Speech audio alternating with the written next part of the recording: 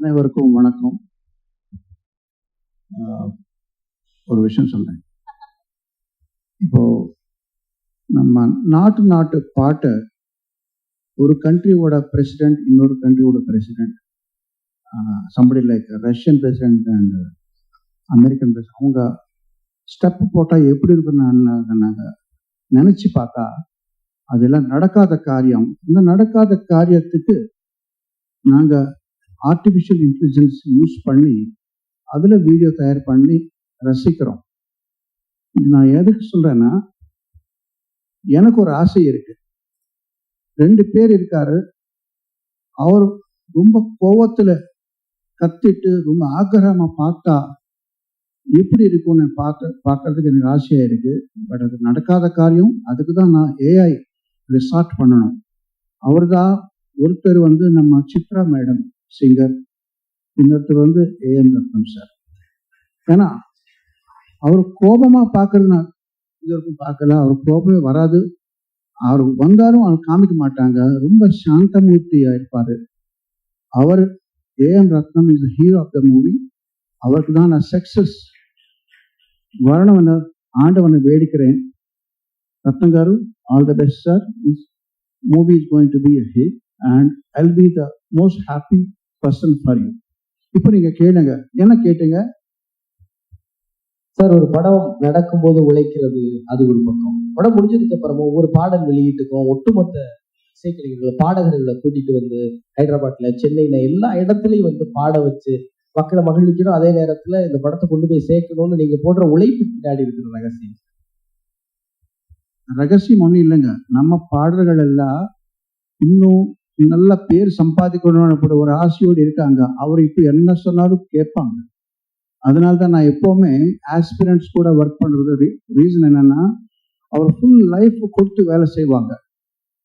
பெரிய பெரிய செலிபிரிட்டி ஆனதுக்கப்புறம் நம்ம கைக்கு நம்ம சிக்க மாட்டாங்க. நம்ம சத்யராஜ் சார் மாதிரி தான் அவரு எக்ஸப்ஷன்ஸ் இருக்கும். அவர் எவ்வளோ பேர் சம்பாதிச்சாலும் கூட இந்த மாதிரி நம்மளுக்கு எல்லாம் பிளஸ் பண்ணுறதுக்காக வருவார். ஸோ இந்த எக்ஸப்ஷன், தேங்க்யூ சார், இந்த எக்ஸப்ஷன்ஸ் இந்த மாதிரி விட்டுட்டா செலிபிரிட்டிஸ் கூட கொஞ்சம் ப்ராப்ளம் இருக்கு. அவர் எல்லா இடத்துக்கு வரமாட்டார் ஈஸியாக. ஸோ நான் எப்போவுமே நியூ கமர்ஸ் கூட வேலை செய்யறதுக்கு காரணம் என்னென்னா, என்னோட லாபத்துக்காக. அவர் எங்கே கூப்பிட்டா வருவார். இந்த மாதிரி ஈவெண்ட்ஸ் வரும்போது அவர் ஒரிஜினல் சாங் எப்படி இன்ட்ரெஸ்டோட பாடினாங்களோ அதே மாதிரி பாடுவார். அதுக்காக தான் நான் அவனை என்கரேஜ் பண்ணிட்டு இருப்பேன். இதில் நம்ம குரு பாலச்சந்திர சார் தான். இப்போ நீங்கள் சொன்னீங்க மரகதமணி கீரவாணின்னு சொல்கிறீங்க. அப்போ எல்லாம் இன்டர்நெட் கிடையாது.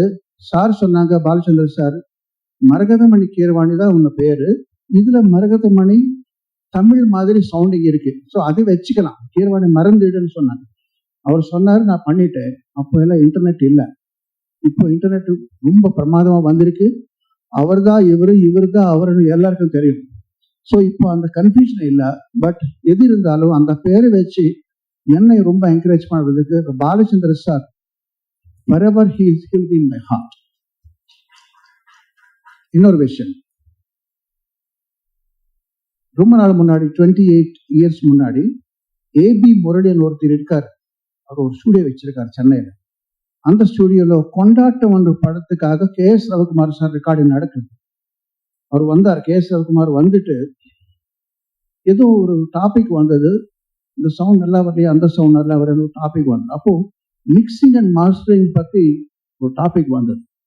அவர் சொன்னார், ரீசெண்டாக நான் ஒரு ஆல்பம் லண்டன் அனுப்பணும், நல்லா மிக்சிங் பண்ணி அனுப்புறீங்களே. ஏன்னா லண்டன் என்ன பெரிய பேர் தானே. நான் நிறைய பேர் லண்டன், கனடா, இங்கெல்லாம் US போய் மிக்சிங் அண்ட் மாஸ்டரிங் பண்ணுவாங்க.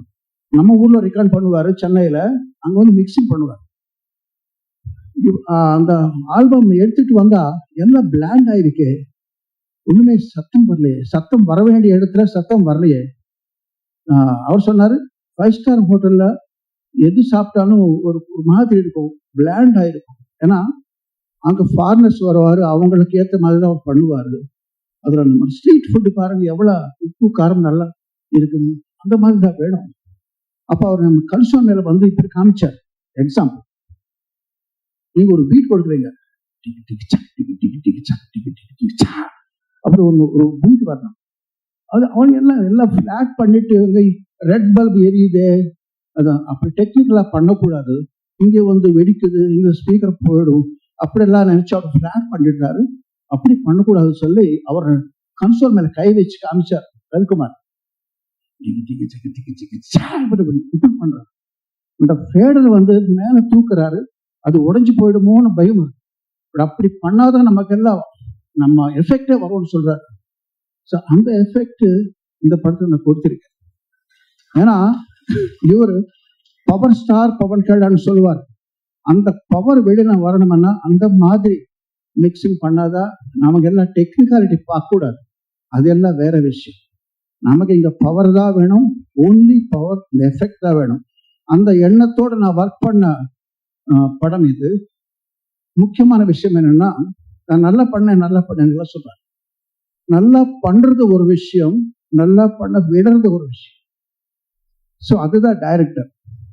ஒரு கை நல்லா பண்றது, நல்லா பண்ண விடுறது இன்னொரு கை, ரெண்டு கை சேர்த்தாதான் கைத்தட்டல் வரும், சத்தமே வரும்.